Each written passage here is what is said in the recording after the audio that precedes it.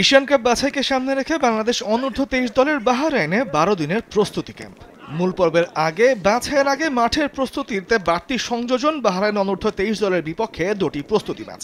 18 ও 22 August Bahrain অনূর্ধ্ব-23 দলের বিপক্ষে দুটি ম্যাচ খেলবে বাংলাদেশ, যার প্রথমটি মাঠে গড়াবে সোমবার। আগামী মাসে ভিয়েতনামে মাঠে গড়াবে এশিয়ান কাপের বাছাই পর্ব। টুর্নামেন্টে যোগ দিতে বাহরাইন থেকে ফিরেই রওনা হবে সাইফুল বারী টিটুর দল। তবে আপাতত বাহরাইনের প্রচন্ড গরমের সঙ্গে মানিয়ে নেওয়াটাই যেন বড় চ্যালেঞ্জ হচ্ছে গোটা দলের।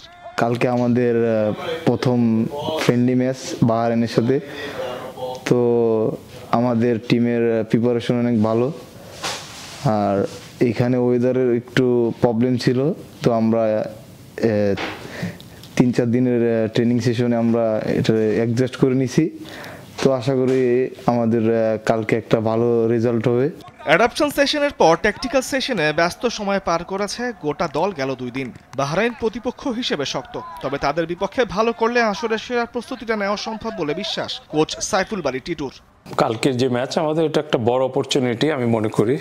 প্রবাবলি বাহরাইন ভিয়েতনামের মতোই স্ট্রঙ্গার একটা টিম, ইফ নট মোর। তো আমার মনে হয় যে আমাদের বড় সুযোগ যে আমাদের টিমের শক্তিমত্তা এবং টিমের কেমিস্ট্রি, টিমের কম্বিনেশন, এগুলি এই ম্যাচ দুটার মাধ্যমে আমরা তৈরি করতে চাচ্ছি। তবে দলটা রয়েছে ইনজুরির সমস্যা, যদিও কোচ বিশ্বাস রাখতে চান দলের বাকি সদস্যদের ওপর।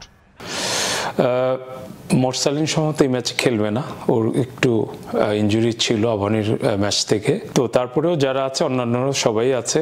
তো এখানে মেইন উদ্দেশ্যটা আমাদের থাকবে যে আমাদের টিমটার শক্তিটা প্রত্যেকটা ডিপার্টমেন্ট টেস্টেড হওয়ার চেষ্টাটা আমাদের থাকবে। এশিয়ান কাপ আছে বাংলাদেশ গ্রুপের স্বাগতিক ভিয়েতনাম ছাড়াও আছে সিঙ্গাপুর ও ইয়েমেন। গত 14 আগস্ট বাহরাইনে গিয়ে আগামী 26 আগস্ট পর্যন্ত সেখানে থাকবে বাংলাদেশ অনূর্ধ্ব-23 দল। সেখান থেকে দেশে ফিরিয়ে শুরু হবে মূল আসরের প্রস্তুতি। তামিমুর রহমান, স্পোর্টস ডেস্ক, দেশ টিভি।